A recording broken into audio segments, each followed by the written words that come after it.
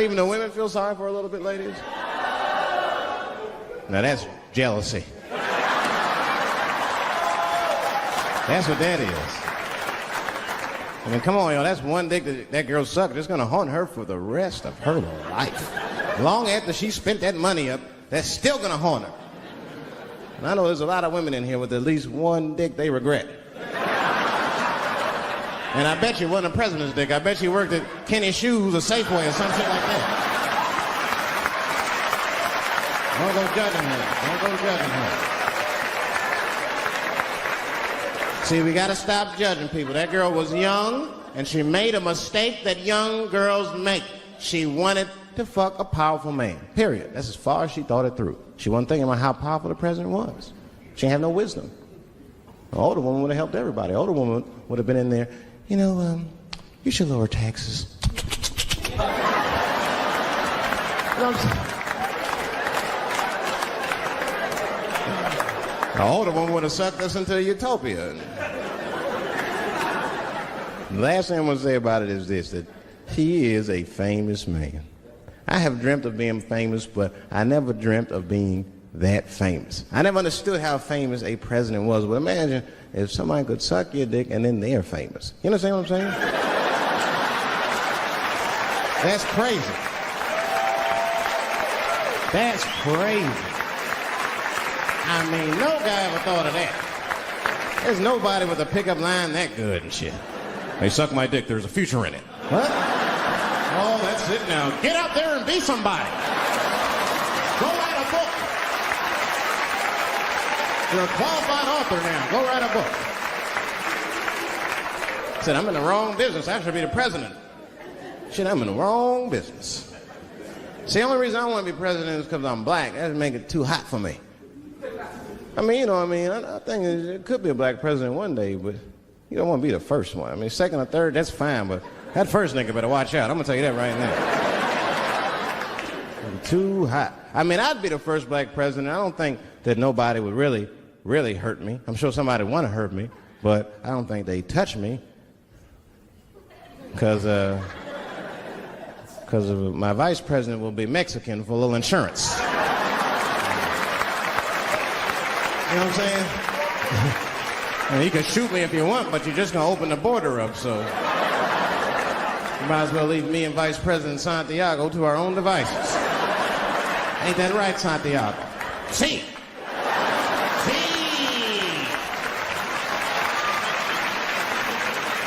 Elian can stay. Don't worry, I don't got no Elian jokes.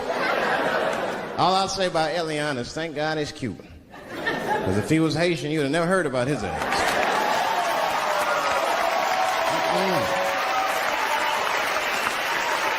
If Elian Gonzalez was Elian Mamumbo from Haiti, they'd have pushed that little rubber tube right back in the water. Sorry, fella, all full. Good luck. The only thing in our society that bothers me the most is the way that men and women don't get along no more. That's really what's bugging me about it. Men and women just don't get along. Like, I hear women say this all the time. I know a lot of you sisters be like, chivalry is dead. Don't you? Don't y'all feel that way? Like men aren't gentlemen anymore? That's right. Chivalry is dead. And women killed it.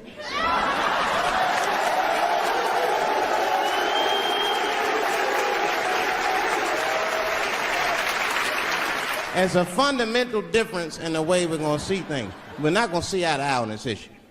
We're just not. Our tests in life are different. A woman's test in life is material. A man's test in life is a woman. Now, by test, I mean that those are the things that we desire. Men have nice cars. Not because they like nice cars, because they know women like nice cars.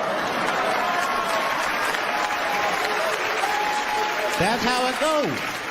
Because men are hunters, and the car is the bait. And a woman comes and says, ooh, nice Porsche. Gotcha, bitch. That's how it is. That's true. Come on, man. You go to a woman's house, her house be comfortable as shit. Women love comfortable surroundings, so men get comfortable surroundings. But let me tell you something. If a man could fuck a woman in a cardboard box, he wouldn't buy a house. But that's still not where chivalry got killed. Chivalry got killed by the feminist movement on the magazines that got women going crazy, because women got too much advice about men from other women. And they don't know what the fuck they're talking about.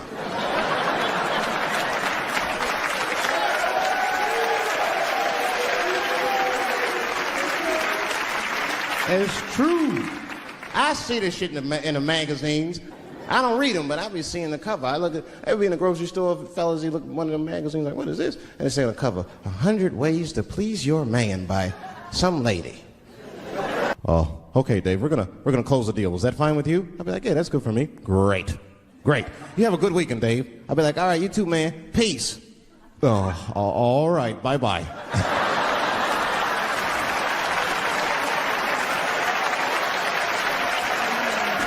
I don't know what to say, right? So sometimes I'll make up shit that's not even slang, just to see how they handle it and shit. It'll be the same business go, all right, we're going to close the deal. Is that fine with you, Dave? Yeah, sounds good to me. Great. You have a good weekend, Dave. All right, buddy. Zip it up and zip it out. Oh. All right. Zippity-doo-dah. Bye-bye.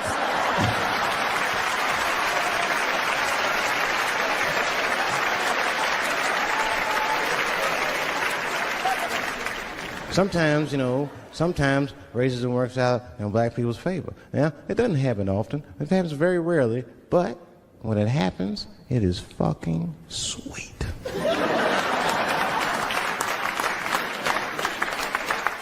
I'm serious. Just one time racism saved my life, man. I was on a plane. I was coming from overseas. And I don't know how this guy got a machine gun on the plane, but he stood up, man. He said, everybody, get on the fucking ground. Nobody look at my face. I started freaking out. Because he was Chinese. I was like, why is he talking like that?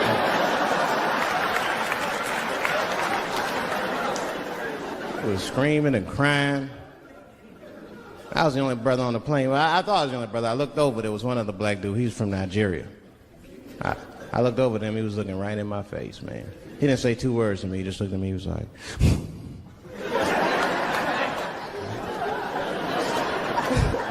He didn't need to talk, I knew just what he was talking about. I looked right back at him, I was like...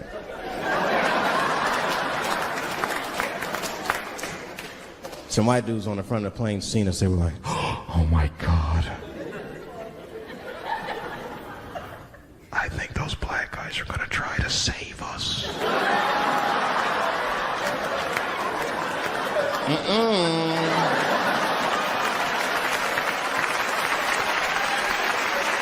We were just communicating that we understood the situation. We were both seeing the same thing. What we understood was simple. Terrorists don't take black hostages. That's the truth. I have yet to see one of us on the news reading the hostage letter. They is treating us good. We all chilling and shit. I'd like to give a shout out to Ray Ray and Big Steve and Central Newport.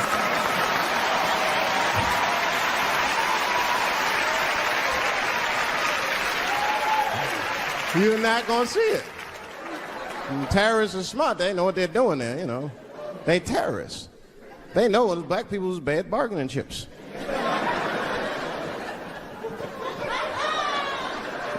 They called the White House. Hello? We have got 5 black... Hello?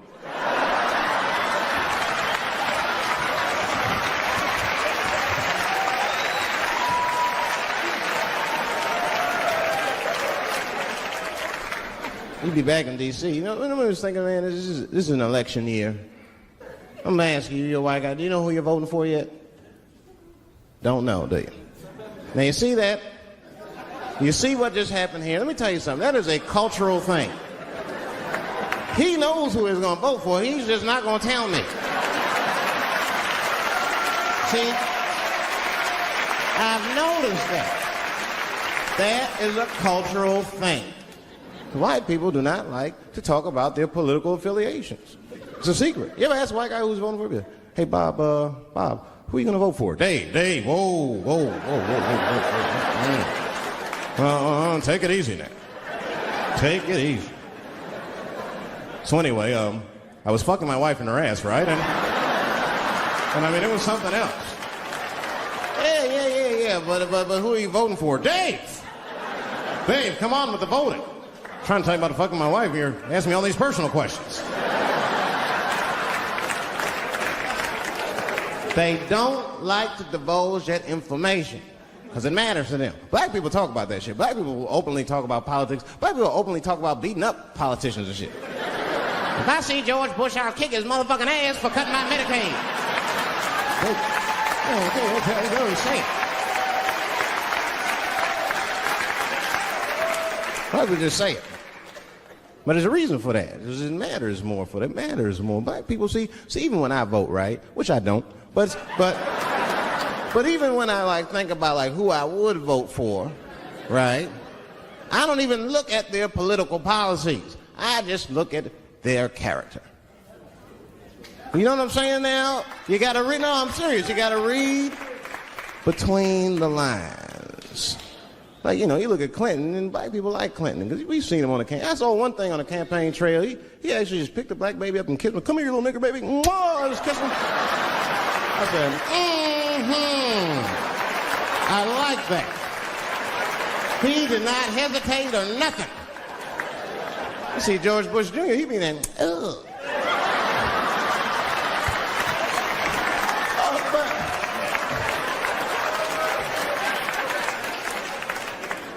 I'd never vote for George Bush Jr., but I don't know George Bush Jr.'s politics. The only thing I know about George Bush Jr. is that guy sniffed cocaine. That's right.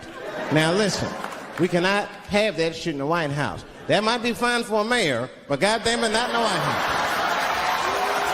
Not in the White House. You know what I'm saying? The stakes are too high in the White House. Can't have no cokehead president.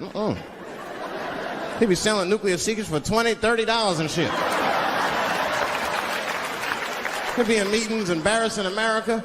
Come on, sign the treaty, baby. I suck your dick. Like, what the? Mr. President. Mr. President, that is not how we do business here, sir. Stop sucking the ambassador's dick. No, let him finish.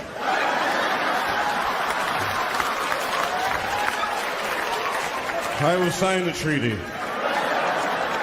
There will be peace in Israel finally. I'd vote for Clinton again if I could. At least it's always better.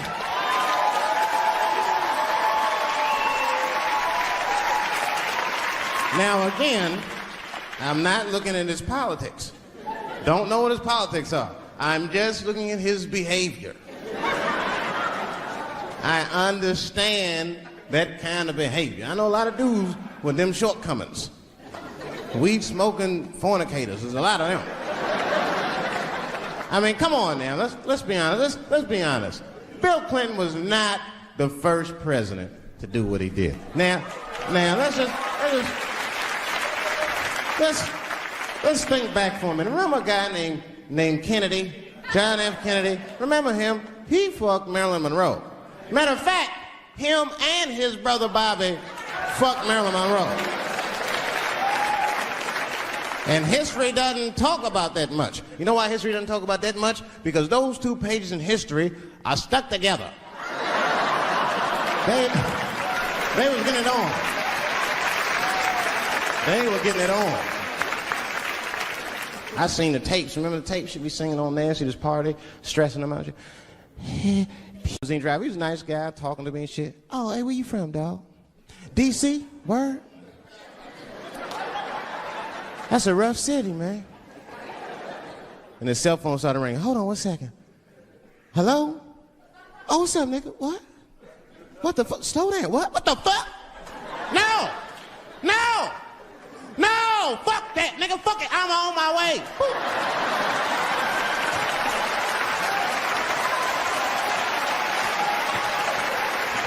Hey. I gotta make a stop real quick. At 3 o'clock in the morning. I didn't know he was taking me to the ghetto at first.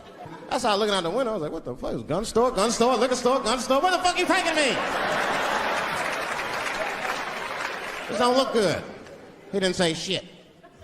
He just pulled up in front of an old rickety building that looked like a project. Now, I'd never been there before. I'm not sure if it was a project, but it certainly had all the familiar symptoms of a project.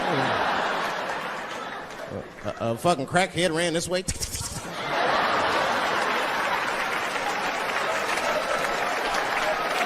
And then another one jumped out of a tree and shit.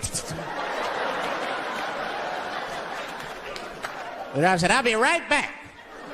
And left me. Took the keys with him and just left me. At 3 o'clock in the morning, in front of a project, in a fucking limousine. This was not good. I was like, man, I gotta look around and see if I can see some landmarks and figure out where I'm at. Might have to escape on foot. Now, this is when I knew I was in a bad neighborhood. You only see this in the worst neighborhoods. Remember, it's 3 o'clock in the morning. It's 3 o'clock in the morning. I look out the window. It was a fucking baby standing on a corner.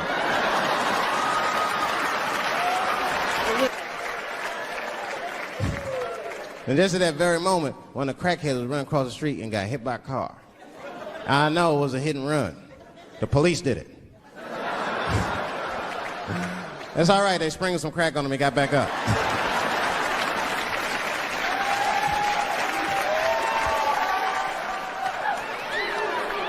Yeah, I've been seeing that kind of shit, man. It's what it is. They use the TV to program us from a young age. You ever watch like a cartoon that you used to watch when you were little as an adult? That shit is wild shit. Some wild shit. I mean, like I was with my nephew. We sitting there, we watching Pepe Le Pew, and I say to my nephew, I say, now pay attention to this guy because he's funny. I used to watch him when I was little.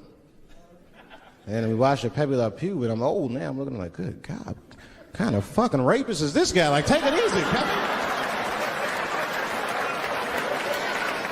My nephew was sitting there cracking up. See, sometimes you gotta take the pussy like Pepe. Like, no.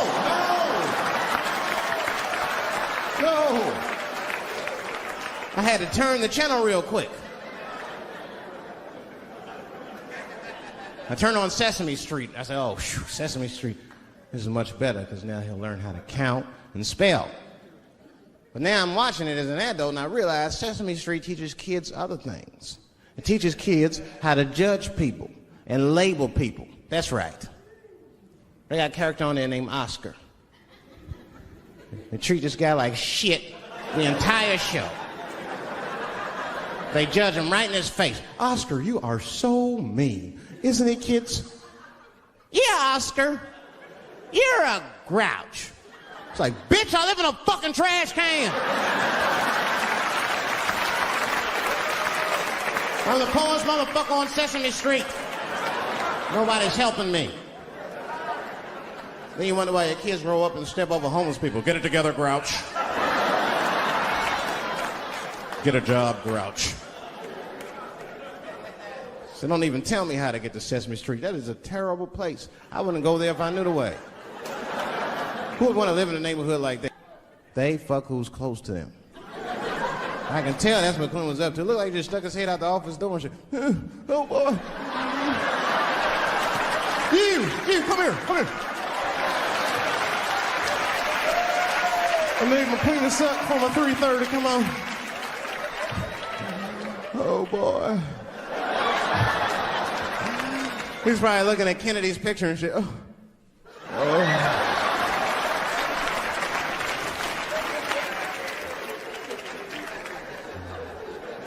And then to top it off, he lied, which I thought that was special. I did, man. I know how he did. I've been accused of having sex with a girl I did not have sex with before. And let me tell you something, that shit is infuriating. You ever go through that, you know, it'll make you crazy. You be screaming at your best friends, I didn't touch that bitch, nigga, I'll kill you. Fuck you, nigga, I'll kill you. Please believe me. Please believe me.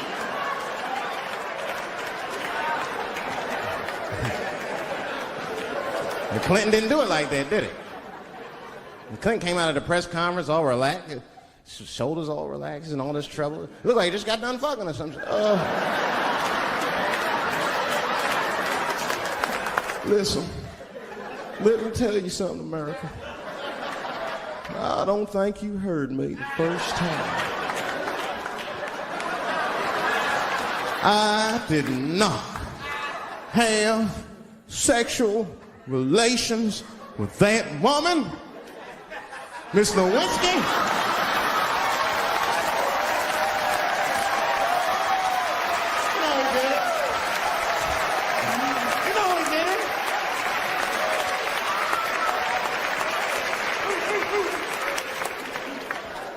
Everybody knew what that finger smelled like. Nobody cared. Nobody cared. We all watched. We was disgusted, but we kept watching the news. I know I did. I was taping it. See, I'd be at the crib like, baby, turn the lights off. The news is coming on. Every week on 60 Minutes was a different girl accusing Clinton. Remember Kathleen Willey came out? She was upset.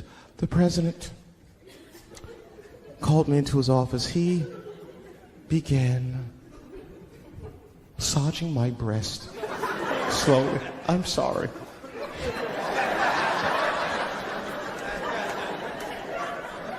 And then he placed my hand on his genitals. Ed Bradley was shocked. Was he aroused? I was at home like, yeah, was he aroused?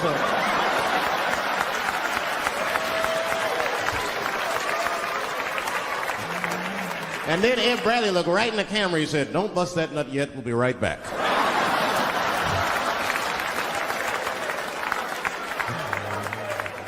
Oh, man, the news had never been so good. But there were no victims. There were no victims. Only one I feel sorry for is that Lewinsky. I feel a little sorry for her. Don't y'all feel a little sorry for her at all? God damn, y'all, come on, man. Have a heart. That's a hard thing to be famous for, man. I mean, nobody want to be a little bit, ladies? Now that's jealousy. That's what that is. I mean, come on, y'all. That's one dick that girl sucked. It's going to haunt her for the rest of her life. Long after she spent that money up, that's still going to haunt her. And I know there's a lot of women in here with at least one dick they regret. And I bet you it wasn't a president's dick. I bet you worked at Kenny Shoes or Safeway or some shit like that. Don't go judging her. Don't go judging her.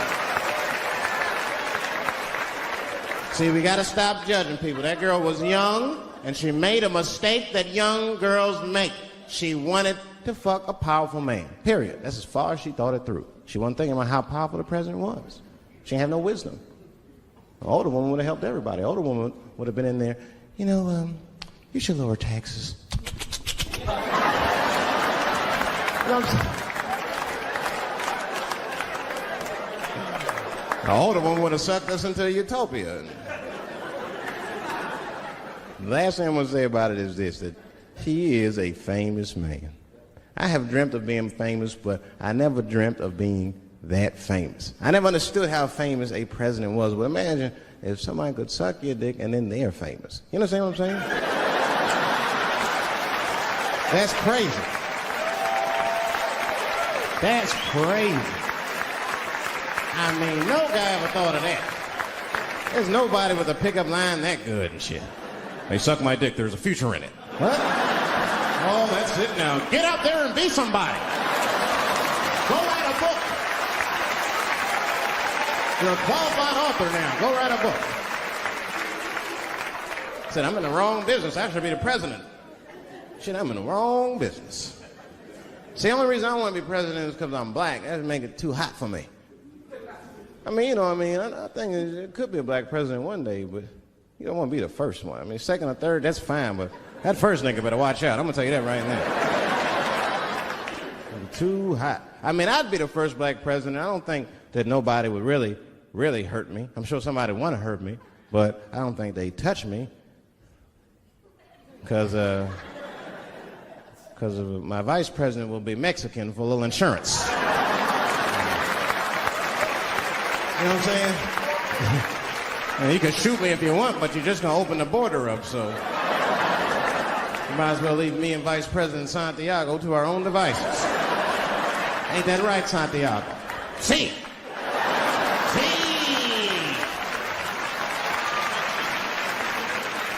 Elian can stay. Don't worry, I don't got no Elian jokes. All I'll say about Elian is thank God he's Cuban. Because if he was Haitian, you'd have never heard about his ass.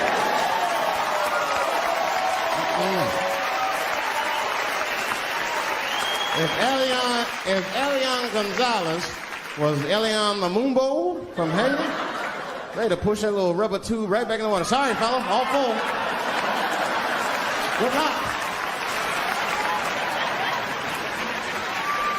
The only thing in our society that bothers me the most is the way that men and women don't get along no more. That's really what's bugging me about it. Men and women just don't get along. Like, I hear women say this all the time. I know a lot of you sisters be like, chivalry is dead. Don't you? Don't y'all feel that way? Like men aren't gentlemen anymore? That's right. Chivalry is dead. And women killed it.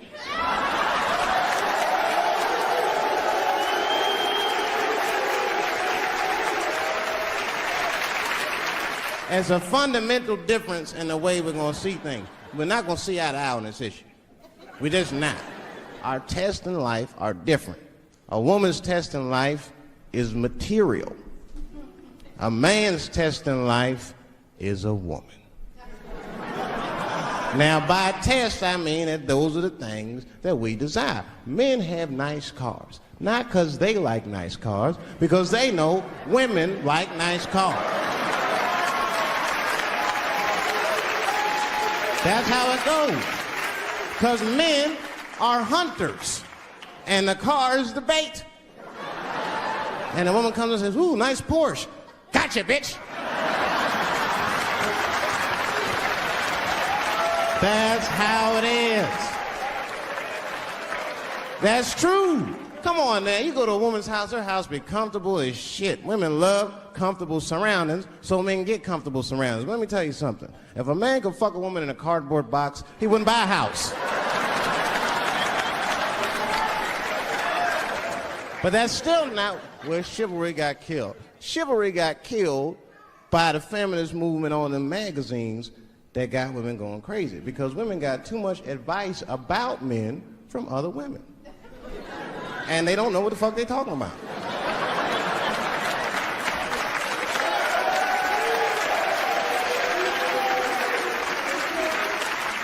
It's true.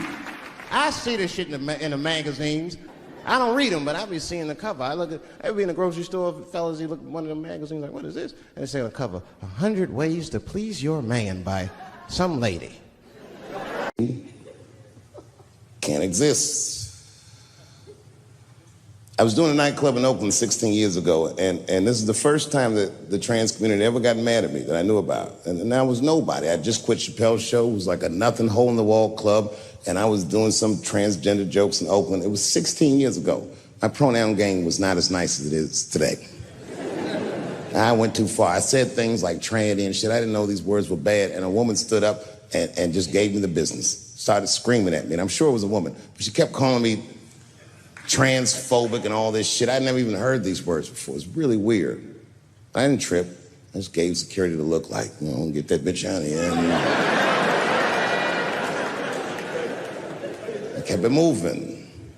And then she went to the press. And the next day, one of the gay papers wrote all the same things she had said to me about me in the paper. Misquoted the jokes and was calling me transphobic. And again, all these words, I'd never heard them before. But every time that I talked with anybody from that community since, they always repeat the talking points from that article. My least favorite of which being, and I hate this phrase, They say I was punching down on them. Punching down. What the fuck does that mean? Now fast forward. It's 2019. I'm in a restaurant in Ohio, a very nice restaurant. It's Thanksgiving week. And to be honest, it's not a very nice restaurant, but it's a nice restaurant if you're a white person from Ohio that's never been anywhere before. Picture Chili's.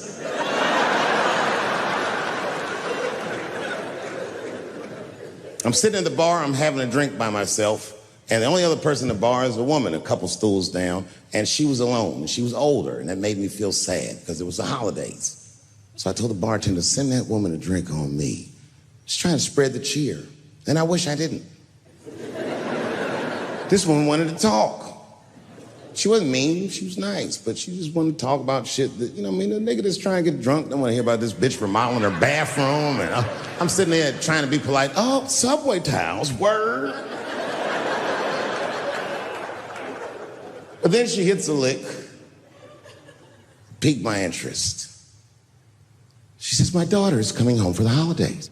Oh, that's great news. I'm glad you're not going to be alone. And then she goes on and on about how great her daughter is. I guess her daughter got a new agent, and she's out in Hollywood, she's in movies and on television and all this stuff. And as she's telling me this, I'm thinking, this woman is so sweet. She probably doesn't even know who I am or what I do for a living. Because I know what your daughter's out in Hollywood doing.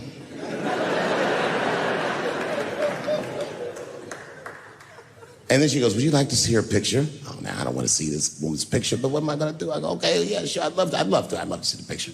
And I grab the picture, and this is all I say. This is all I say. Oh, she's very beautiful. And as she puts the picture away, she looks mean all of a sudden, like she caught me in some kind of trap. What does that face mean? And then she goes, she's transgender. And I think to myself, oh, this bitch does know who I am.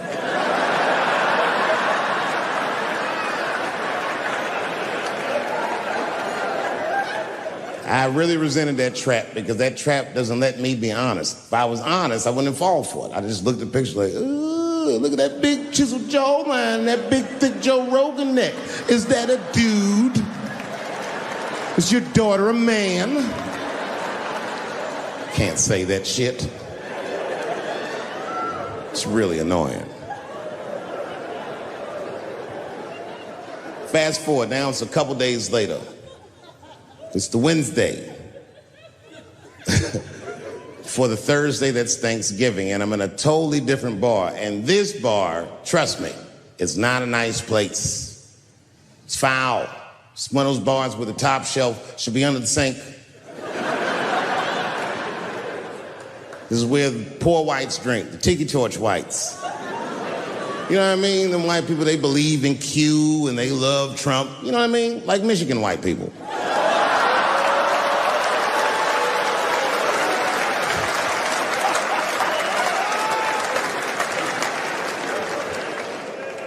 I remember I was at this bar one time. This is that kind of bar it is. I was in there one time, I was fucked up. And I turn around to everybody in the bar, I go, hey, everybody, I'm gonna buy everyone in the bar around the drinks. And all the motherfuckers like, hoorah! And the bartender knew I was drunk, so she pulled me aside. Mr. Chappelle, are you sure about that? That's going to be $16.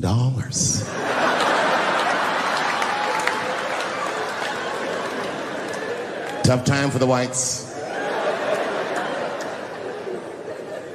And this was a holiday weekend, you know what I mean? These motherfuckers was having a rootin' tootin' time. They was in there partying, making all them noises. Woo! Ow! Yow! You know all them noises white people make before lynching? They was doing all that shit.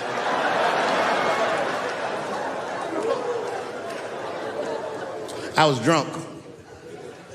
I looked over my shoulder. I thought I was tripping. I guess who was in the bar? I thought I was seeing things. I looked across the room, and I saw the trans bitch from the picture. I couldn't believe it. I said, what is a trans person doing in a place like this? This is very dangerous behavior. And she was with two big, buff, Gay black dudes. I didn't know these dudes, but I know they was gay. If they had a dick in their mouth, they wouldn't look any gayer than they did just sitting there. They had 1980s gay face. You know what that is? Remember in the 80s when gay people looked surprised all the time?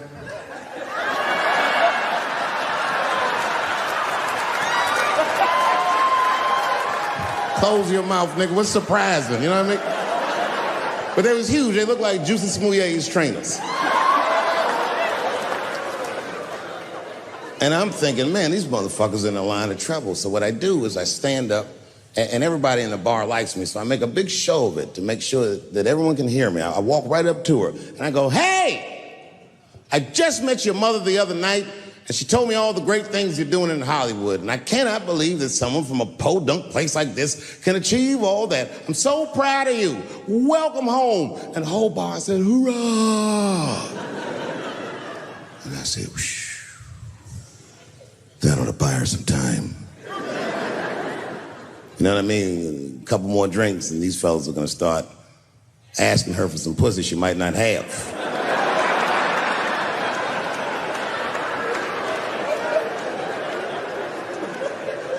And she was very gracious. She said, thank you so much. And we shook hands. And as she was shaking my hand, her face turned mean, like her mom's. And she said, do you mind not punching down on my people? Oh, I don't like that. Normally I would have let it go, but I was drunk.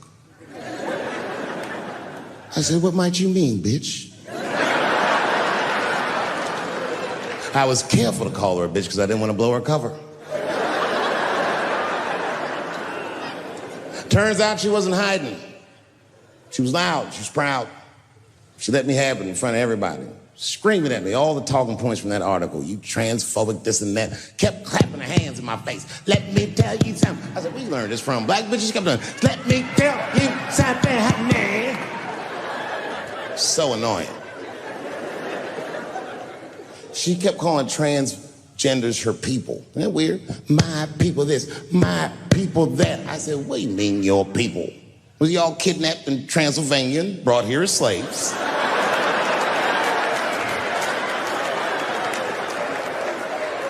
She said, my people have struggled for decades, honey. Decades. And I looked at them gay black dudes like, is there anything you niggas need to tell this bitch? Clifford.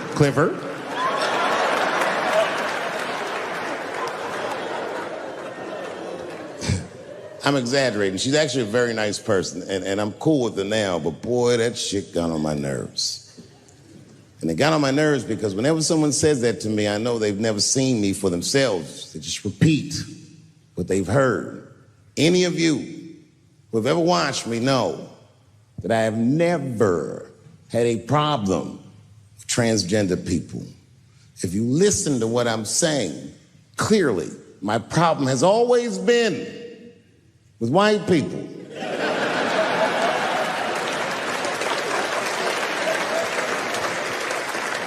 I have been arguing with the whites my entire career.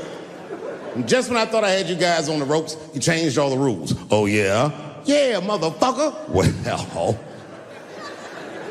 I'm a girl now, nigger, and you must treat me as such. Call me a girl, nigger. It's annoying as fuck. No. Go back tonight after the show. Watch every special I did on Netflix. Listen to everything I ever said about that community. I'll go through them. I said, how much do I have to participate in your self-image? I said, you shouldn't discuss this in front of black people. I said, I know niggas in Brooklyn that wear high heels just to feel safe. I asked you, why is it easier for Bruce Jenner to change his gender than it is for Cassius Clay to change his name?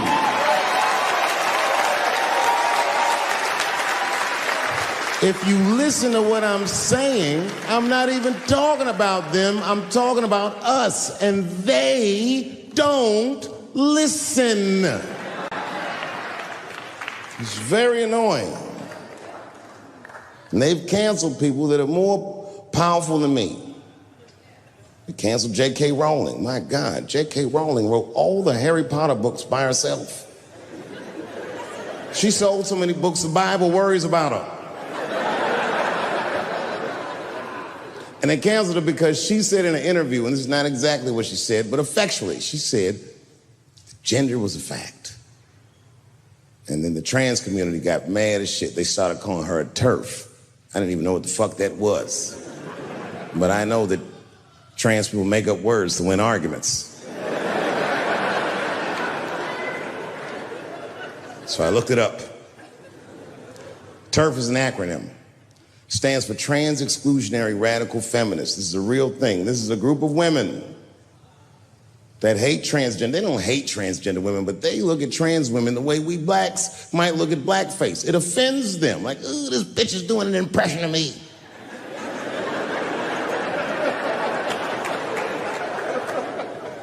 Now, I shouldn't speak on this because I am not a woman, nor am I a trans. But as we've established, I am a feminist. That's right.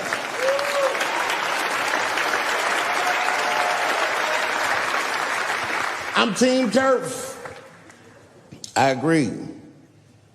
I agree, man. Gender is a fact. You have to look at it from a woman's perspective. Look at it like this. Caitlyn Jenner, whom I've met, wonderful person, Caitlyn Jenner was voted Woman of the Year.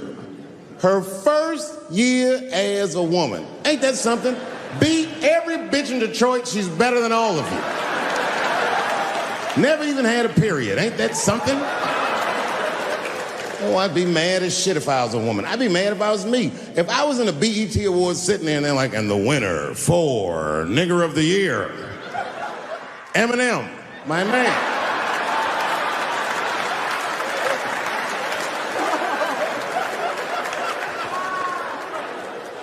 Gender is a fact. This is a fact. Every human being in this room, every human being on earth had to pass through the legs of a woman to be on earth. That is a fact. Now, I am not saying that to say that trans women aren't women. I am just saying that those pussies that they got, you know what I mean?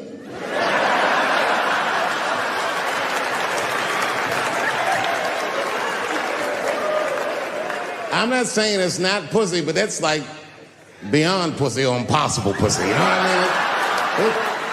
It tastes like pussy, but that's not quite what it is it? It's not blood, that's beet juice.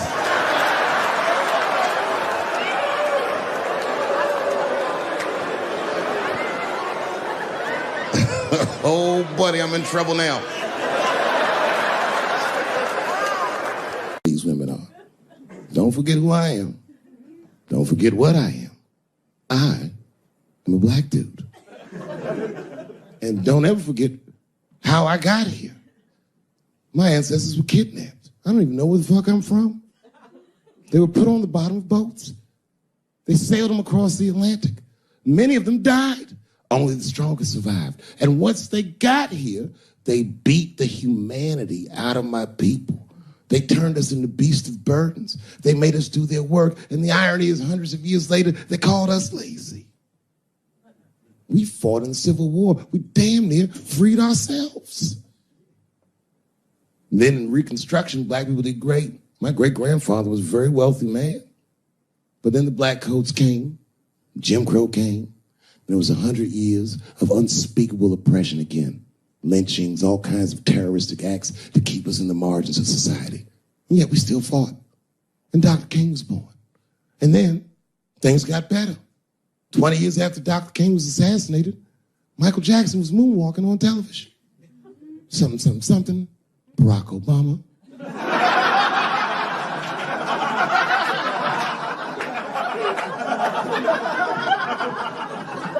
Donald Trump, and now here we all are. 400-year nightmare. Took us 400 years to figure out as a people that white people's weakness the whole time was kneeling during their national anthem. That's a brittle spirit. That's right, nigga. On the rock, it's regular. Ah! Ah! Why are you doing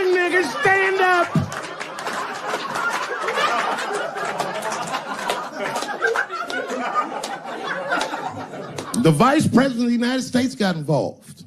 Mike Pence got involved. He went to the game himself. These niggers will have to stand when they see me. And all them football players looked up in the stands and saw Mike Pence and said, Mike Pence, come on, y'all. Wu-Tang. Wow! Oh! Foiled. Brittle spirit. I could kill every white person in America at one time. You know how I'd do it? I would just wait for the Super Bowl. And right when they sang the national anthem, I'd have O.J. Simpson walk to the 50-yard line with them bad knees. Is that O.J. Simpson on the field? What the hell is he doing here? Oh, I know what he's going to do. Stop him!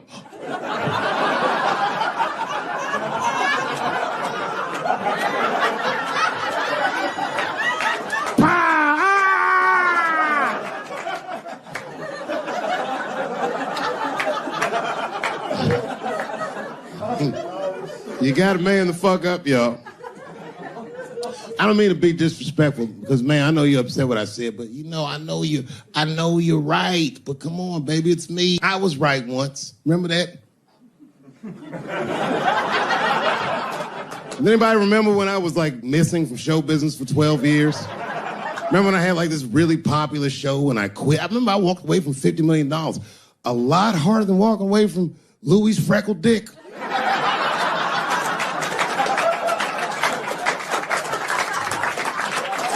I didn't know that I'd ever work again. And yet here I am tonight. Did my dream die? No. I remember that shit. You don't remember that when I quit my show? Remember, when on the way out the door, I said, something's wrong in Hollywood. I believe they said I smoked crack. That's what I remember. Remember, they called me crazy. So really, you know, you're right, ladies. Congratulations. Enjoy it. And they're coming for you, bitches. They're coming for you. There's one person that's uncomfortable. You know who's the most uncomfortable motherfucker in the room? The nigga that's right. I was right at an orgy once. Nobody fucked me. I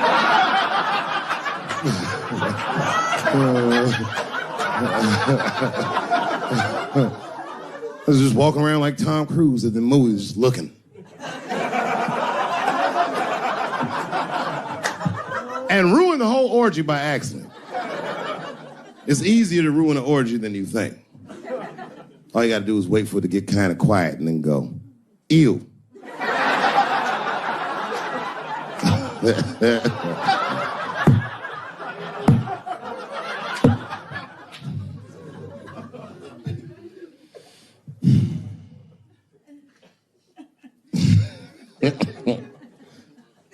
I know I feel bad. But I just feel like this is all happening for a reason. And ladies, I want you to win this fight. 10 years ago, I might have been scared, but, you know, I got a daughter now, so if you win, she wins. So I'm rooting for you. And I agree with you. At least ideologically, I do. I don't know if you're doing it just right, but I mean, who am I to say? I don't think you're wrong. I just think that you can't make a lasting peace this way. You got all the bad guys scared, and that's good.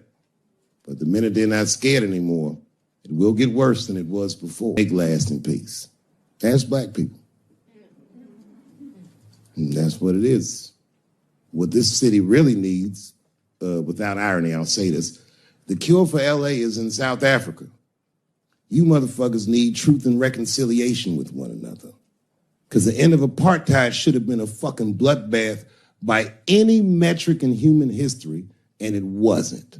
And the only reason it wasn't is because Desmond Tutu and Mandela and all these guys figured out that if a system is corrupt, then the people who adhere to the system and are incentivized by that system are not criminals. They are victims. And that the system itself must be tried.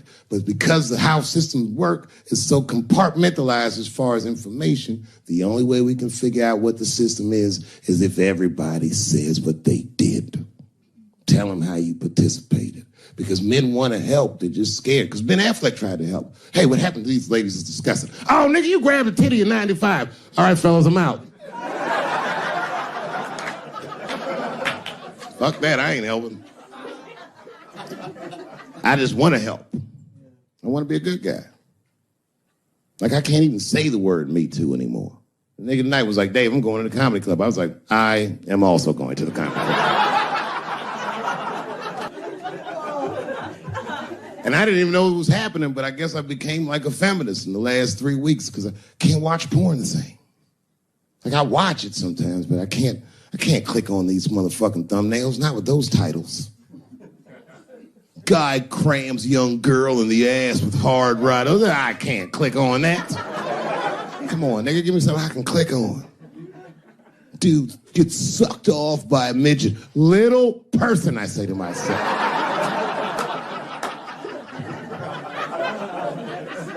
It takes me hours to find one clip. What the hell is this?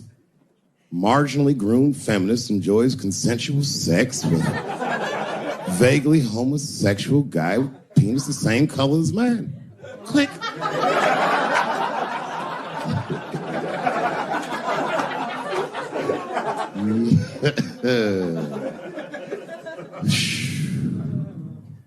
You notice a lot of black dudes haven't been getting Me Too. I don't want to jinx myself. You know why, though? Obviously, black women go through the same thing, right?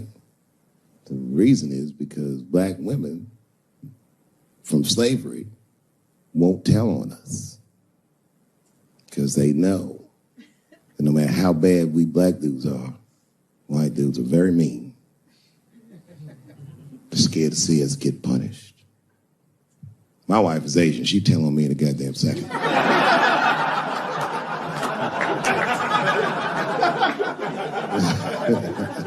Ain't no fucking up in the Chappelle household. And the wildest shit about it is I live in Trump country. I live amongst the Tiki Torch whites, poor white people. And I'm rich.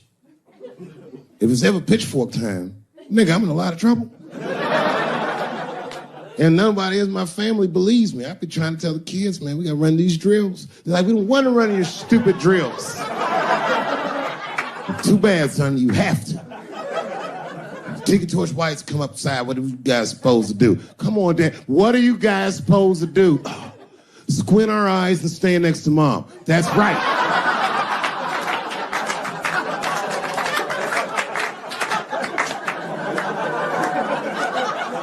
And what are you gonna bring me?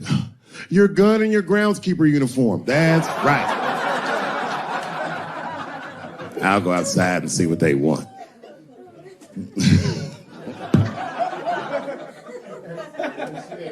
It is wild, bro. Where you from, man? Where you from? New York. You from, what, Manhattan? Brooklyn. You are from Brooklyn, aren't you? You look like you can rob somebody with a hammer.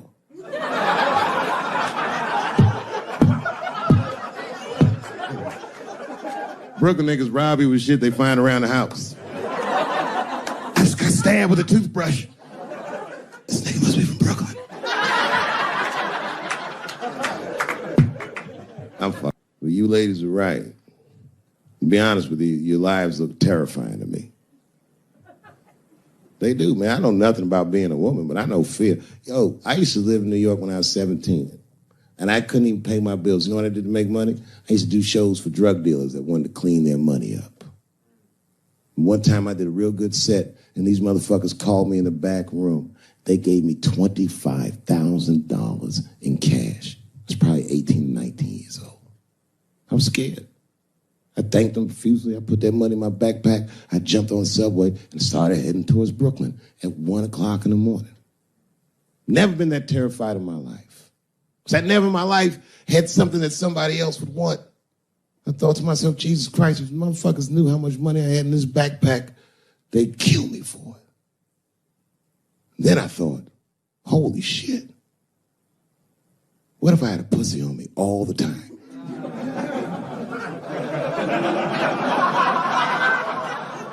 That's what women are dealing with. I'm gonna tell you right now.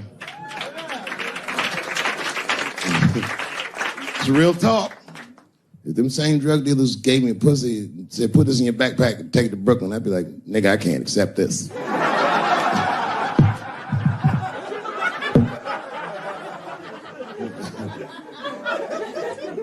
I empathize, man, you know. Everybody gets mad because I say these jokes, but you understand that this is the best time to say them. More now than ever. And I know there's some comedians in the back. Motherfucker, you have a responsibility to speak recklessly.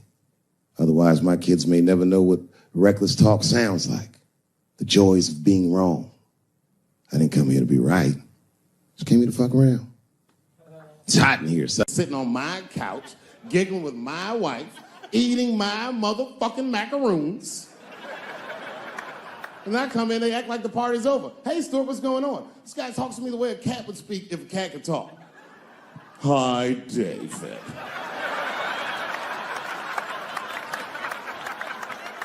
Stuart, what's all the beef, man? What's going on?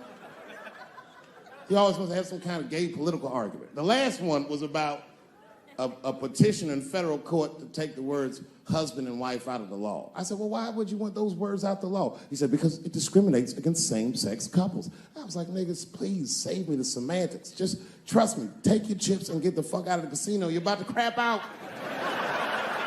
Let's go outside, talk that over amongst yourselves, and whichever one of you is gayer, that's the wife.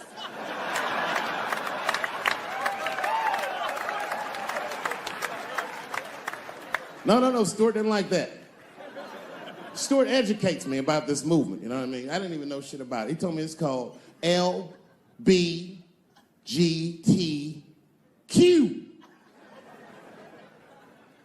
I was like, what the fuck is the Q? Does that even make sense, Q? Turns out Q is like the vowels. That shit is sometimes Y. It's for gay dudes that don't really know they're gay. You know what I mean? Like prison fags who are like, well, I'm not gay, nigga. I'm just sucking these dicks to pass the time. I'm not G, I'm Q. Ugh.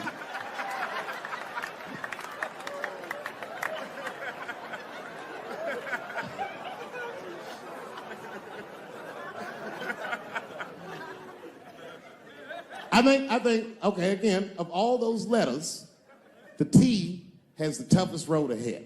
In fact, I think the T should stand for tough road ahead. They've got the longest mental gap to bridge. That's all I'm saying. Because, you know, whenever I see one of them T's on the street, I don't mind them, but I'll be like, man, I miss Bruce. I'm sorry, guys. I'm 42. I remember Bruce Jenner. Before the Kardashians, before all that, this motherfucker was a white American superhero. It was amazing. He was beating Africans at track and field. We'd never seen anything like it. He was on my cereal box growing up. You know how much of that cereal I ate, nigga? I didn't know he was gonna do that.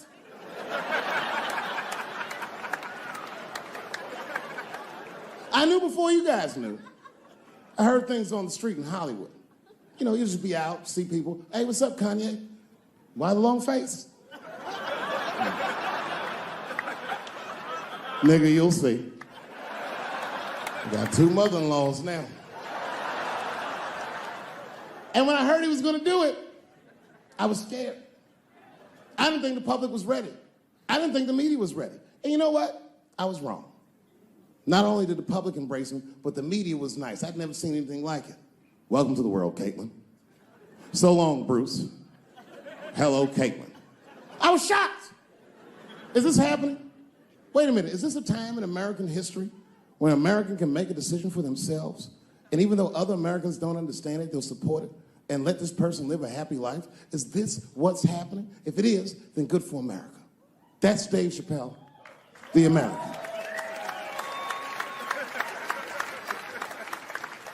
Although Dave Chappelle, the black American,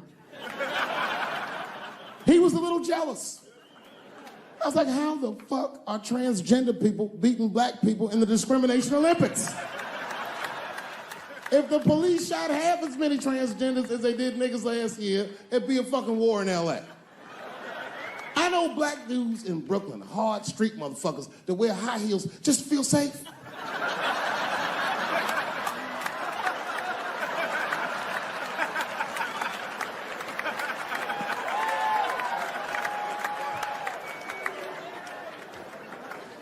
Transgenders are gangsters. I used to do business with a transgender in Hollywood. Man, everybody would be scared of her in the boardroom. She'd walk in there, newly minted woman, high heels, purse. Wouldn't say anything to us, just walk around the conference table looking mean as shit.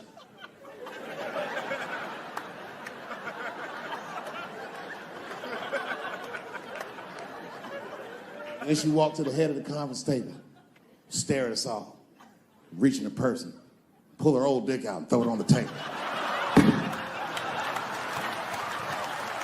Let's talk business, gentlemen. Ah!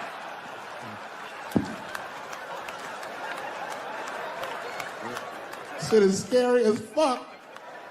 If your best friend pitched that to you, you'd be horrified. Yo, nigga, let's go to the hospital and cut our dicks off and make pussies out of them shits. What? Can't we just get matching jackets or tattoos or something? Sure, that's what you want to do? There's only one way to find out, nigga. Wu-Tang, bow, bow. Let's go to the club and trick niggas into fucking us, yeah.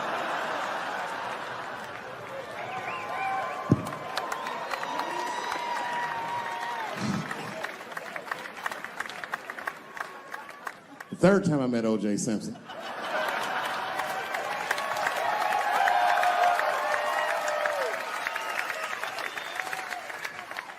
Third time I met O.J. Simpson, I was doing great in life. I just finished the second season of Chappelle Show. Man, those were good days. I was playing a comedy club in Miami, the Improv. I don't know if you've ever been, but if you have, you'd know. The door for the green room is right on the stage. Can you imagine such a thing? If I walked out of the door of the green room, bam, I'm just right here. It's right from the dressing room. And I did that. I walked out, and the whole crowd was like, hooray! And I looked, ma'am, as close as you are to me, I saw him as soon as I came out, the juice. And I saw recognition in his eyes, and it filled me with pride that he knew who I was. I didn't acknowledge his presence because it was a white audience, and I didn't want to start a panic.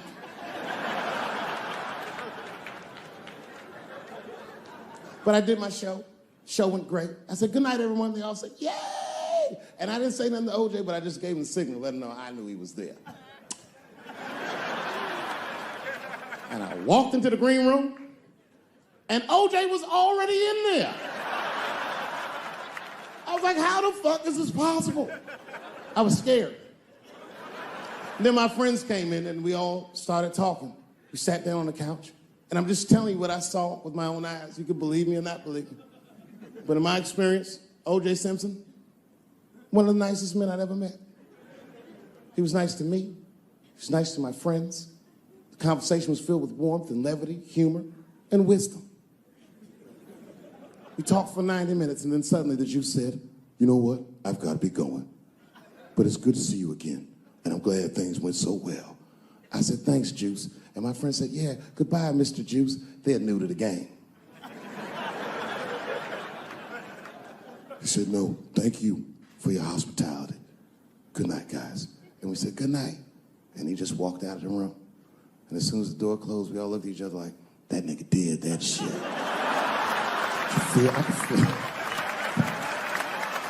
I could feel like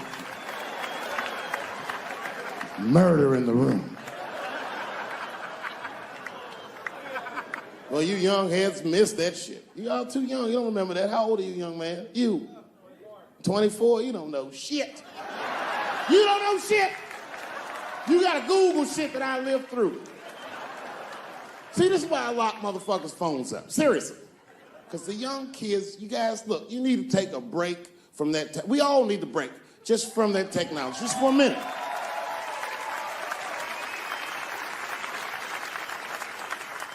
You know, I'm from a different time, young man, a dark time to you. I'm from a time that I didn't even used to know who was on the phone until I answered the shit.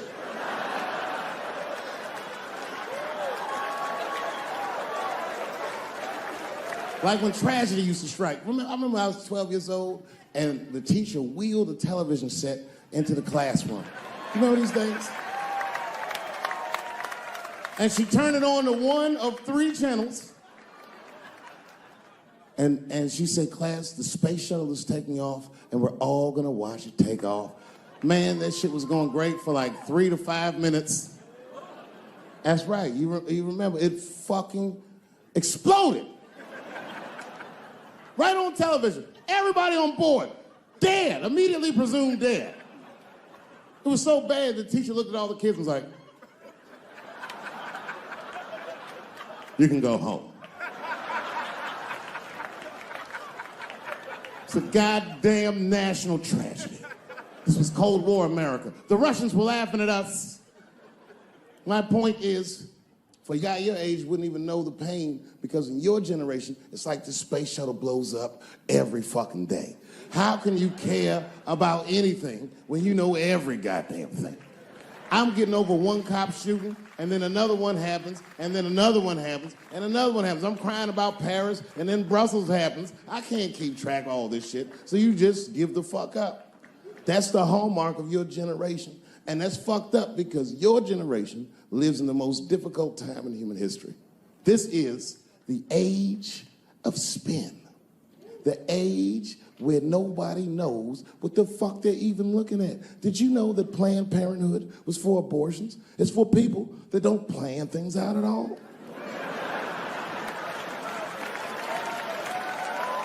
That's right.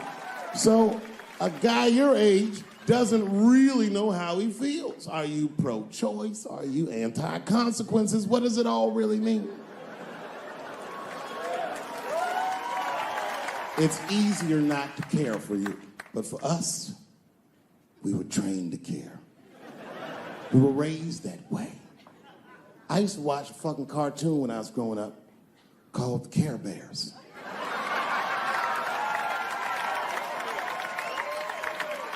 It was about a fucking group of teddy bear people. They were like teddy bears, but they were like people, and they were all different colors, and they all fucking just walked around caring. They cared about each other and everything else. They all had different designs on their stomachs, and the designs told you something about what they might be like inside. Very, very loving group of beings. And when shit got real bad, as nice as those teddy bears were, they didn't get mean faces. They got determined. And the leader would say, come on, guys, it's time for the Care Bear Stare. Remember that shit?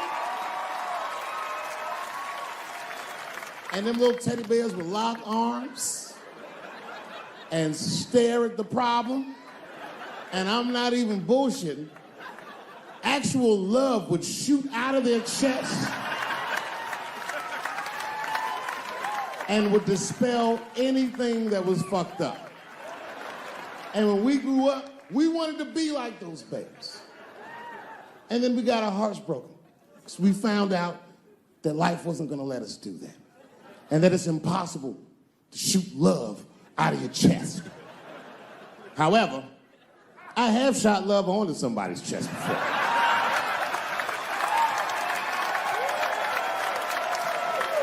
I do it all the time. It's the next best thing. Want to know what happened to me? Yeah. Nah.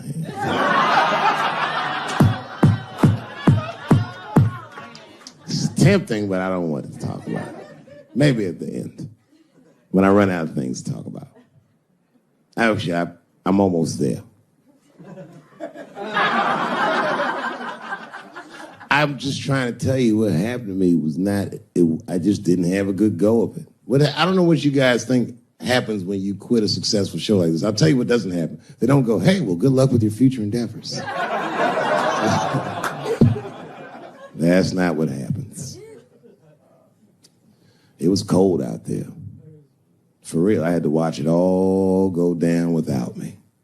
I had to watch all those people do my show, Key and Peele, and Amy Schumer, and Mind and Mencia. Well, I'm not going to say they were doing my show. I'm just saying they were awfully similar. I was mad. And people would come up to me on the street and be like, yo, nigga, just every once in a while. Most people thought I was crazy, but sometimes people come, yo, nigga, you did the right thing, man. You my hero. Nigga, I don't want to be your hero. I want to be rich.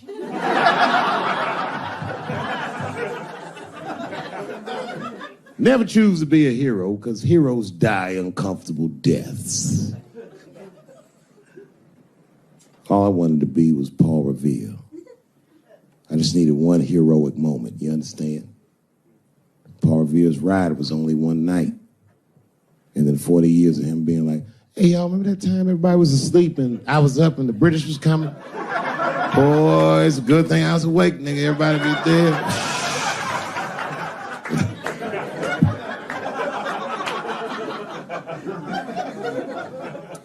That's why I want to start a GoFundMe for Colin Kaepernick. I do, man. I'm fascinated with him. I want to make sure he never has to play football again. He can if he wants to. I just don't want him to have to. Because why the fuck not? I know he's rich and people would be like, I'm not giving a GoFundMe to a rich dude, but you should. You should. Because that motherfucker's life was going great. He's so light-skinned, he didn't even have to say he was black. And yet, he took a knee during that anthem for us. Thought about us when things were going good, when his belly was full, when he didn't think about his livelihood or any of that, and they took his livelihood away from him. I'm like, man, that shouldn't be the way it is. Every fucking person that takes a stand for somebody else always gets beat down, and we watch it. Over and over and over again, we watch it. But we should pay those motherfuckers for blowing the whistle, because they make our lives better. And we could change the narrative. We could make one motherfucker have a good outcome for doing the right thing. And that would make another motherfucker be brave enough to do the right thing. And if you did that, the niggas like Harvey Weinstein wouldn't rake for 40 years because bitch want a stupid-ass part. We should take care of each other. Wouldn't it be nice to be like, remember that time they was going to kill Jesus, but then he got all that money?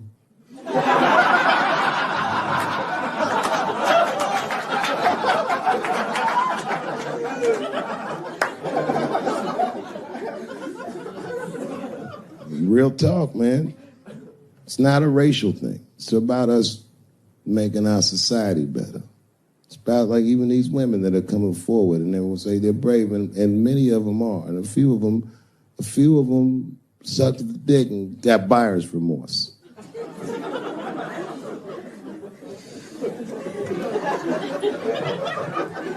Yo, that's a huge omission from this narrative. This wouldn't have gone this far if some women weren't willing to do it. You can't ask every woman to hold the line. Some women can carry things heavier than others. So we should fight for one another. We should forgive the ones of us that are weaker and support the ones of us that are stronger. And then we can beat the thing. You guys keep going after individuals, the system is going to stay intact. You have to have men on your side. And I'm telling you right now, you're going to have a lot of imperfect allies. I'll tell you what happened, but I can't say it directly. There's a book, to me, that encapsulates my entire experience before I left the show. And the book is called Pimp. It's written by a guy named Iceberg Slim. Here, bring it up here. This is Matthew. Matthew is from France. He's white. And yet, he has an original copy of this book written by a black American who was a pimp in the 40s. Iceberg Slim, his real name was Robert Beck. He got the name Iceberg because he was in a bar in Chicago and there was a shootout in the bar and a bullet went through this nigga's hat and he still finished his drink. Pimps love shit like that. They said, man, you ice cold. And he said, I like that. And it stuck. This book is so heavy in the front, it has a glossary of pimp terms because the ideas are so foreign to the American ears. For instance, do you know what the phrase mileage on a hoe means?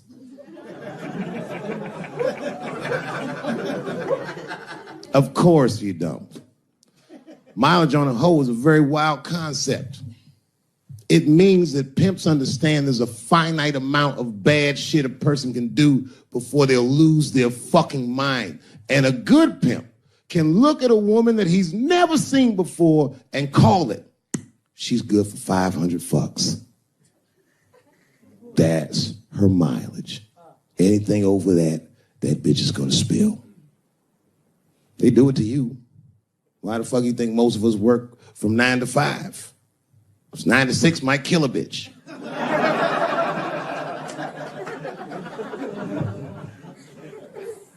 Iceberg Slim was the one that broke down what a bottom bitch was. Does anyone know what a bottom bitch is? Anyone? What's a bottom bitch, sir? It's your prostitute that's the best out of all of them, that brings in the most money. That's right. That's exactly right. Are you black? That's right. A bottom bitch is a pimp's number one hoe. She's even a bitch that helps him keep the other bitches in line. I will repeat. She's even the bitch that helps him keep the other bitches in line. If the pimp was McDonald's, then the bottom bitch is French fries. The rest of them bitches like fish sandwiches and cherry pies and shit like that.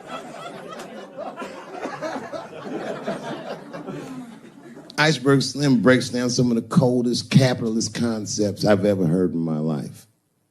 He describes in detail how these men break women so that they will give them the money that they make with their own bodies. There's a story in here so cold it makes me shudder to think about it. Well, Iceberg Slim is trying to control the woman that he finds uncontrollable.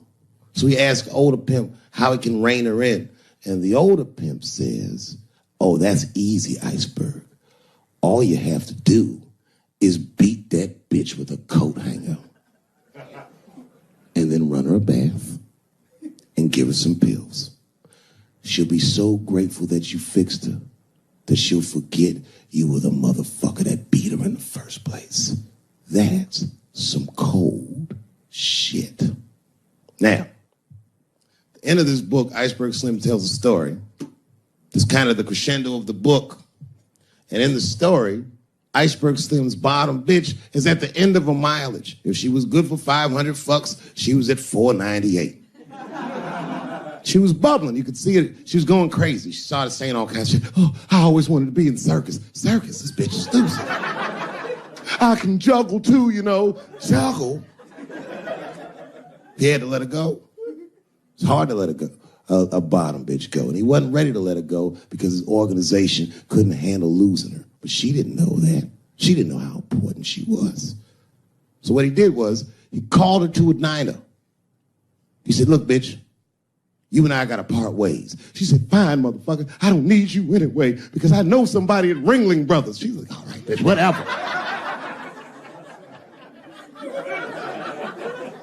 I got one last trick for you. It's a big money trick. You do this for me, you get paid, I get paid, and we go our separate ways. She said, fine, motherfucker, what do you want me to do? He said, okay, there's a guy in that hotel across the street. He's waiting for you in room number 7. I want you to go over there and I want you to fuck him. But before you do, I need you to put some of this stuff in his drink. And then he's going to fall asleep. When he does, there's a briefcase on his bed. Bring the briefcase to me. That's the trick, bitch. Can you handle it? She said, fuck yeah, I can handle it. And I can't wait to get rid of you. And she ran outside, jumped on a unicycle, and pedaled across the street. And Iceberg watched her. He was like, man, she's pretty good. Man, if I never jerked off in her face, maybe she would have been in the circus right now.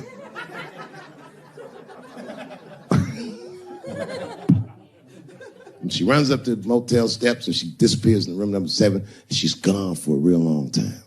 Real long time. So long, in fact, that Iceberg got a little worried. But then, suddenly, she came back. He said, what's going on, bitch? Where's the briefcase? She said, I didn't get it, Daddy. He said, what do you mean you didn't get the briefcase, bitch? What's wrong with you? She said, oh, I did everything you said, but that man don't look right. Something wrong, Daddy. He said, what do you mean something's wrong, bitch? Did you put that stuff in his drink? She said, I did everything you said, Daddy. I put all of it in his drink. He said, wait a minute, bitch. Wait a minute. You put all of it in his drink? Now he had to see for himself. So the two of them go across the street to the motel and they go into room number 7 and on the bed, laying lifelessly, is the white man that she was supposed to fuck. And Iceberg said, you right, bitch, she don't look good. What the fuck? So he called a friend of his that was a doctor that was close by. And the doctor came in gave the guy a thorough examination and told them both what was obvious. Slim, this motherfucker is dead. Oh, God, Daddy. Oh, no. Oh, no, we killed him. He said, calm down, bitch. We didn't do anything. You killed this motherfucker. And then he reached under the bed and he grabbed the briefcase. He popped it open. It was filled with money. More money than any of them had ever seen. And Iceberg took a little bit of the money and gave it to the doctor, and the doctor left discreetly. All right, bitch, let me think. I can fix this for you. I know somebody I can call. But if I call him, I'm gonna owe these motherfuckers a big favor. Oh, God, Daddy, please. I don't want to go to jail. Neither do I, bitch, so will you shut up? She picked up the phone. She heard him mumbling on the phone a little bit. He hung up the phone, and she was pacing the room, and he was just standing there cool, and they were waiting, and then suddenly a van pulled up downstairs. Two guys get out with carpet. They walk upstairs. They roll that carpet out on the floor. They throw the body in the carpet. They roll that motherfucker up like a burrito. They pick that shit up, and they throw it in the back of the van. They come back up, and Iceberg opens the briefcase again and gives them a little money. He says, I'll get in touch with you guys later. They say, you're not going to get in touch with us at all. We'll find you. He said, whatever, nigga. And they bounced. Oh, God, Daddy, oh, God. He says, relax, bitch. Listen, we're getting the fuck out of here. You go downstairs, you get the car. We got to leave separately. She went, she got the car. Iceberg grabbed that briefcase, waited a few minutes, looked out the window, and then he went down with her. They both got in the car, and they drove off. She was a blubbering mess. Oh, you did all this shit. He said, I told you, bitch, we didn't do anything. You killed a motherfucker, and I cleaned him up. And now we got us a secret, okay? Now, I know I'm not going to tell, bitch. It's you? Said, oh, no, I ain't going to tell. He said, all right, baby, cool. I'm going to need you to stay with me for a while till this shit cools down. She goes, okay. That's the game. That's how the whole shit works, ladies. You understand? This bitch was at the end of her mileage. She was at 498. She ended up tricking for Iceberg for another 6 months. She must have turned another 200 tricks for him. Do you understand?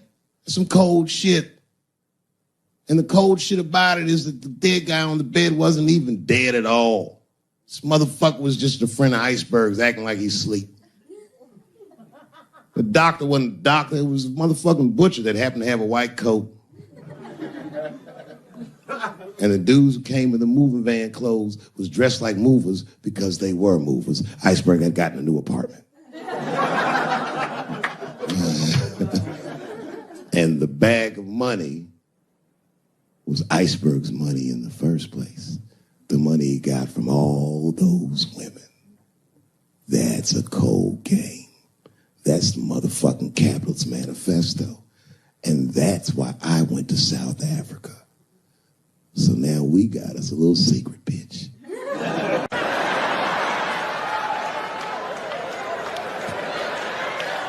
My problem has never been with transgender people.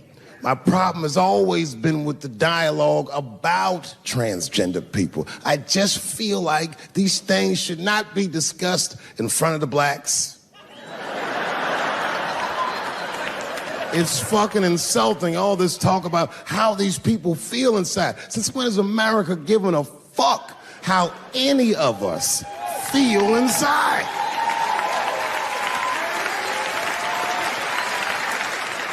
And I cannot shake this awful suspicion that the only reason everybody is talking about transgenders is because white men want to do it.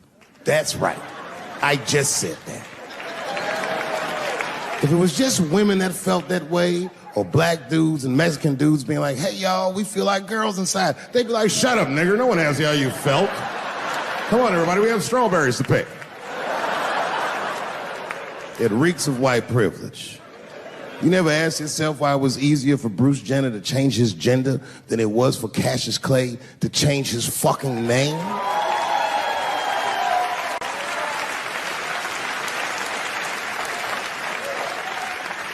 And if I were to be brutally honest,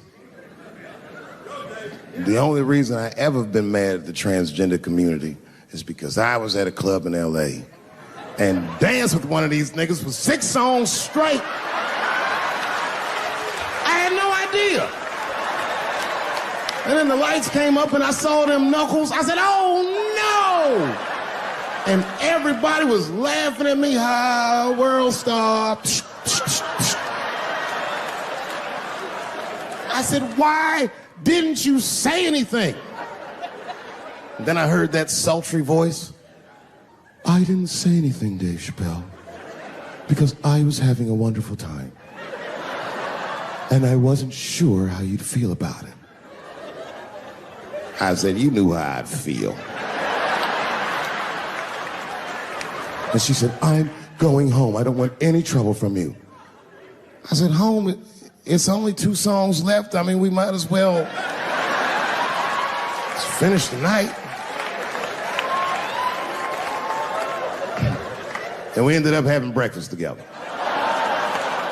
Oh, grow up. That doesn't make me gay. I just titty fucked her. His titties are as real as any titties in L.A.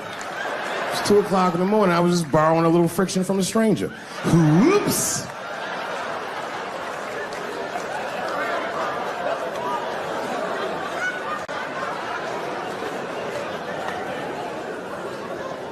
It's the madness of youth.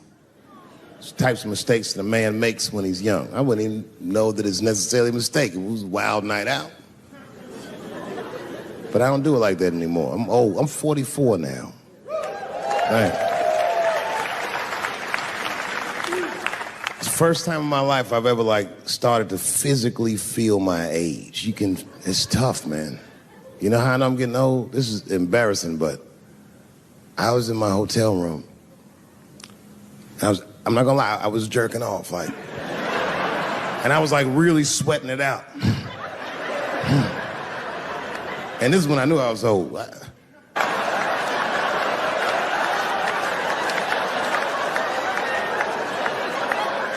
I don't like looking at my dick anymore.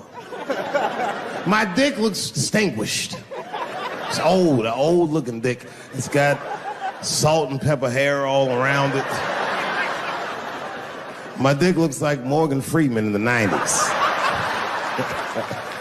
Without the dots. My dick narrates. Dave pulled me out and started jerking me around and jerking me around. But not with the same vigor as when he was young. He and I both knew nothing was coming out.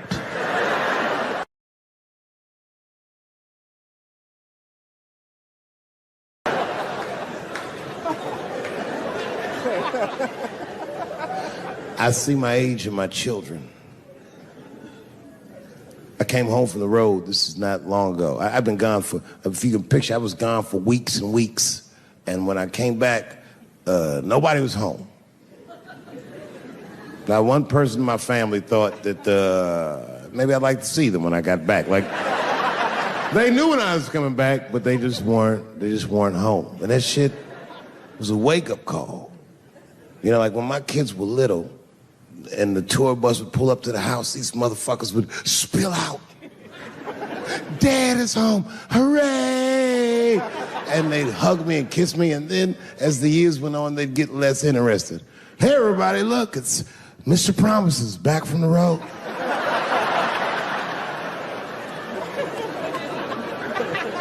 But an empty house, that's some cold shit. And I went into my oldest son's room. I was like, hello, hello. He was gone. And I'd never done this to him before, but for some reason I just did it. I just looked through his shit. Just to see who this motherfucker was becoming. And I found these notebooks and I started going through the notebooks and it was all this wonderful poetry in them. Written as his handwriting. I didn't even know this nigga wrote poems. And then I looked through his drawers and I opened up his middle drawer and I found his rolling paper. And I looked down at them papers like, oh, that's where that poetry's coming from.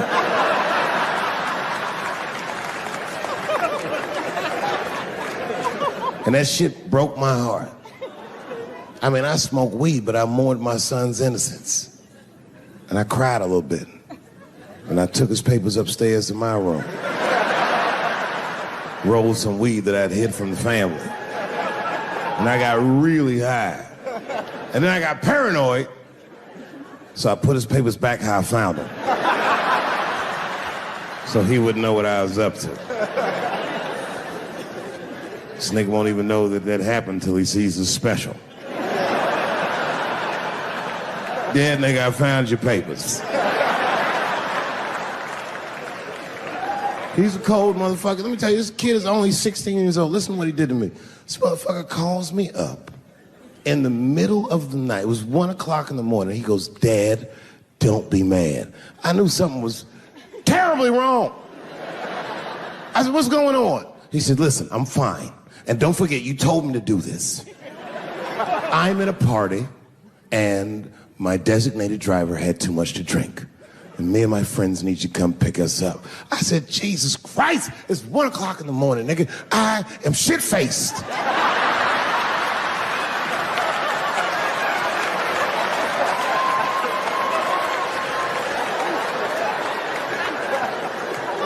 But I figured, fuck it, it's better me than some kid. I might as well roll the dice and go pick my nigga up. I said, all right, I'm coming to get you. Just give me the address and I'll be right there. And then he gave me the address and I was shocked. I said, son, you are not gonna believe this, but I'm at the same party, nigga.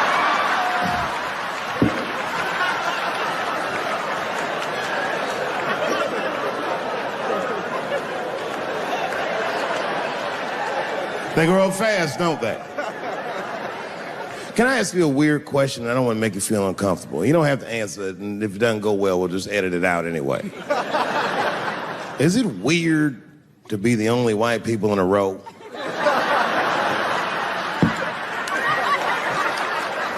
Is it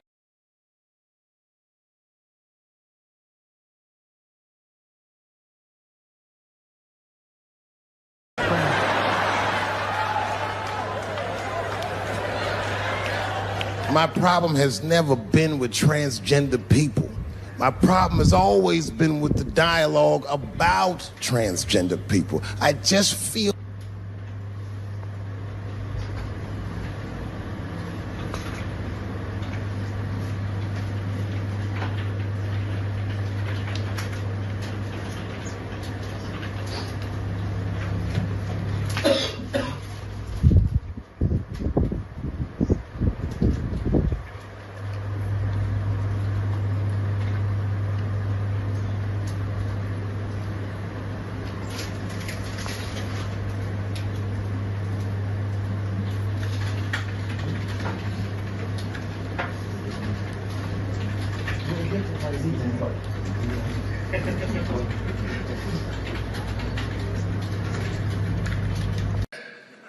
Here it goes.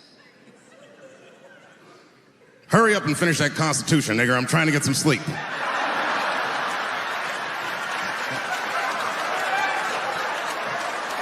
It's not bad, right? All right, the next one.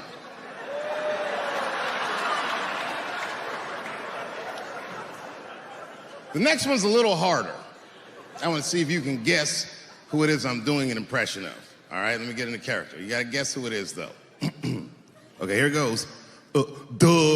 Hey, if you do anything wrong in your life, and I find out about it, I'm going to try to take everything away from you. And I don't care when I find out. Could be today, tomorrow, 15, 20 years from now. If I find out, you're fucking finished. Who's that? That's you. That's what the audience sounds like to me. That's why I don't be coming out doing comedy all the time, because y'all niggas is the worst motherfuckers I've ever tried to entertain in my fucking life. Oh. I'm goddamn sick of it. This is the worst time ever to be a celebrity. You're gonna be finished. Everyone's doomed. Michael Jackson has been dead for 10 years, and this nigga has 2 new cases.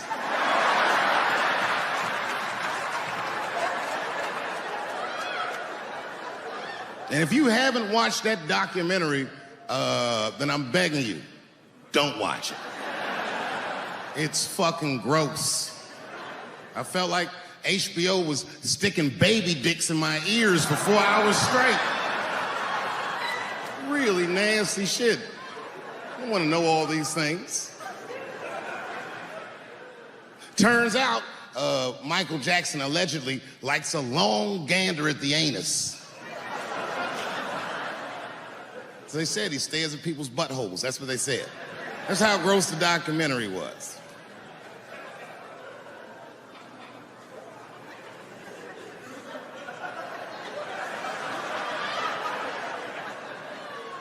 I'm gonna say something that I'm not allowed to say.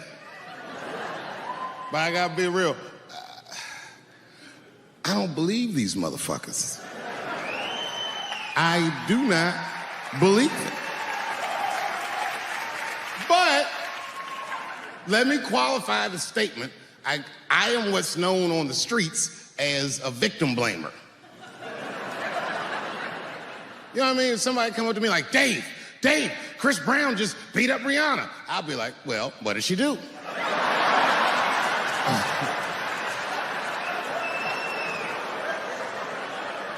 Dave, Michael Jackson was molesting children. Well, what were those kids wearing at the time?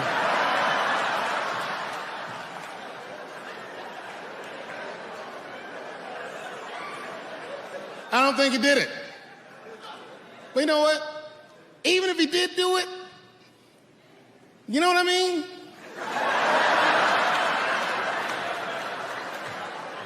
You know what I mean?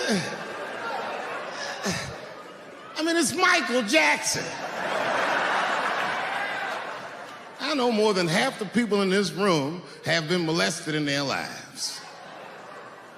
But it wasn't no goddamn Michael Jackson, was it?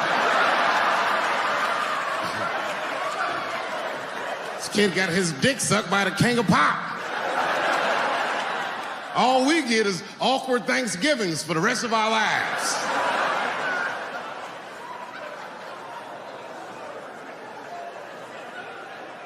You know how good it must have felt to go to school the next day after that shit? Hey, Billy, how was the weekend? How was my weekend? Michael Jackson sucked my dick. And that was my first sexual experience. If I'm starting here, then sky's the limit.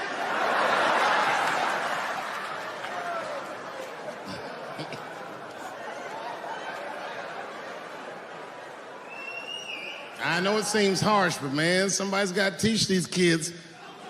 There's no such thing as a free trip to Hawaii.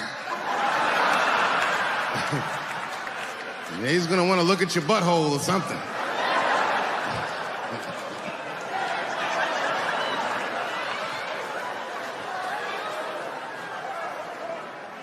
You know why I don't believe it? You know why I don't believe it? Because if Michael Jackson's out here doing all this molesting, then why not Macaulay Culkin? Macaulay Culkin said in an interview that Michael Jackson never did anything inappropriate with him or even around him. Think about that shit. You know, I'm not a pedophile. But if I was, Macaulay Culkin's the first kid I'm fucking, I'll tell you that right now.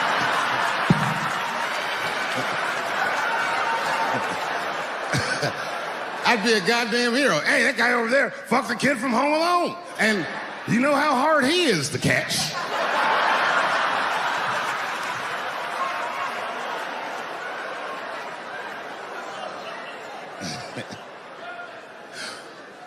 My mind's telling me no.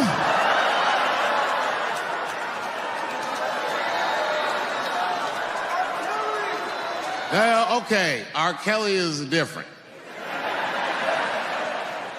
I mean, you know, if I'm a betting man, I'm gonna put my money on he probably did that shit. I'm pretty sure he did that shit.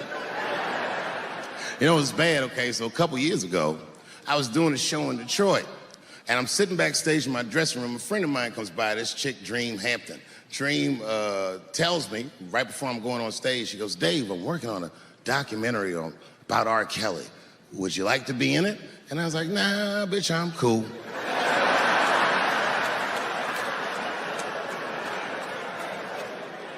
I went on stage, I just forgot about the shit. And then 2 years later, the documentary comes out, Surviving R. Kelly. And when it comes out, Dream's promoting the shit, and she keeps bringing me up. She said, I asked Dave Chappelle to be in my documentary, and he said it was too hot for TV. Bitch, I did not say that. It does not even sound like how I talk. Oh, that's too hot for TV? I would never say that shit.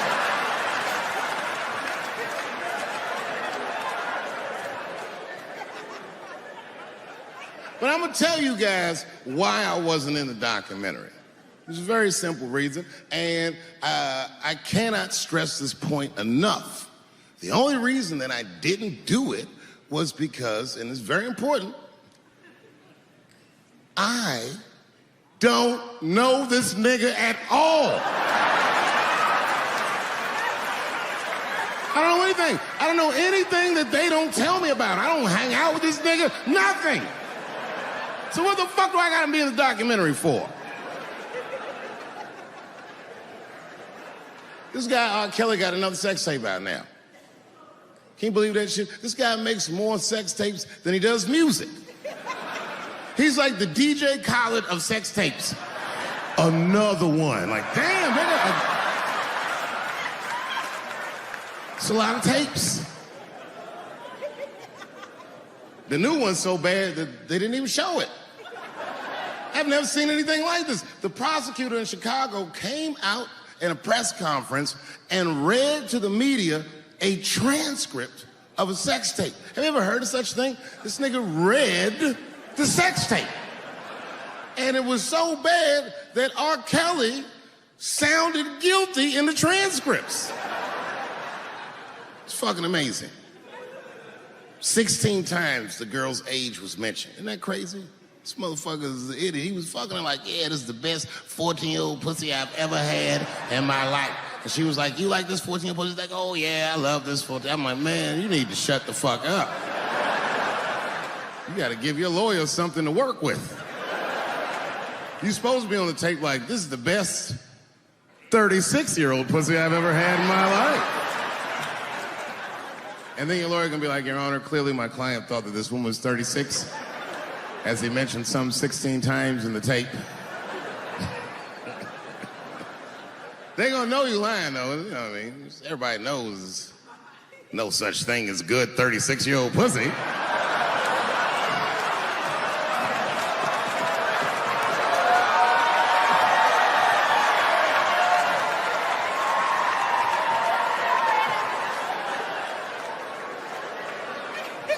Doesn't matter what I say.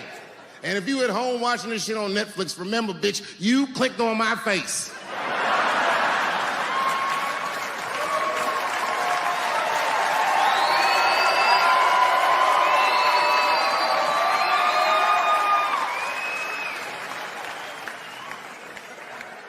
Celebrity hunting season. Doesn't matter what I say, they're gonna get everybody eventually. Like, look, I don't think I did anything wrong, but we'll see.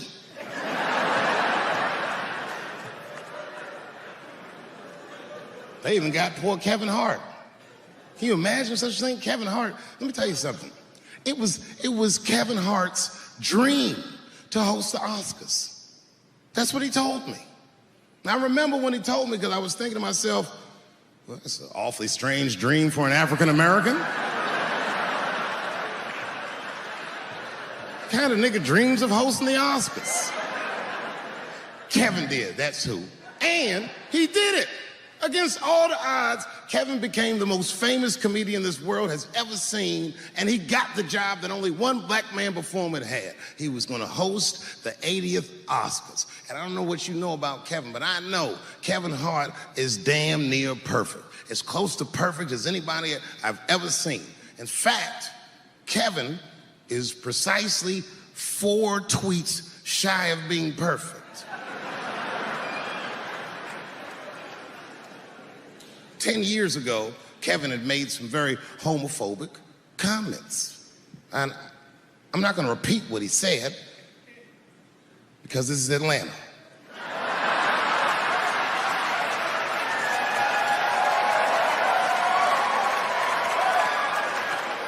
You know what I mean. I'm sure there's a lot of gay men here tonight with their wives.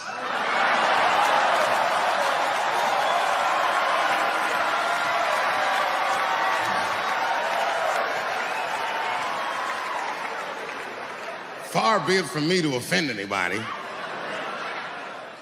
All right, I'll tell you what he said. But just remember, these were not my words. These were Kevin's words. And it was a long time ago. And I'm paraphrasing because I'm not good at telling other people's jokes. Okay, Kevin said that if his little son was demonstrating or exhibiting homosexual behavior around the house, that he'd chastise him. He'd say, hey, that's gay. And then he said he would smash a dollhouse over that child's head. Ooh, the gay community was furious. And I don't blame them. I got a lot of gay friends. And all of them, 100% of them, all have told me fucking horror stories about the shit they had to go through just to be themselves. Crazy, crazy stories. And in all those stories, I gotta say, not one of them has ever mentioned anything like their father smashing a fucking dollhouse over their head. Because clearly Kevin was joking. Think about it. You would have to buy this nigga a dollhouse to break it over his head in the first place. Does that sound right?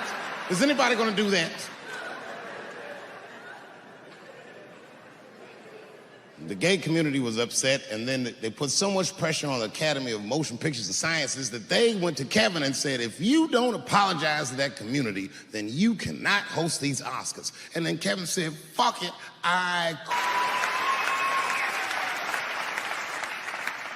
And then he went on every talk show in America and apologized for 6 weeks.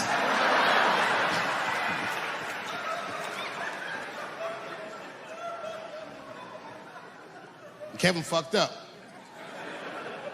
I understand the mistake he made because I've made the same mistake early in my career. This is many years ago, 15 years ago. It's when I was doing Chappelle show. There's a, thank you.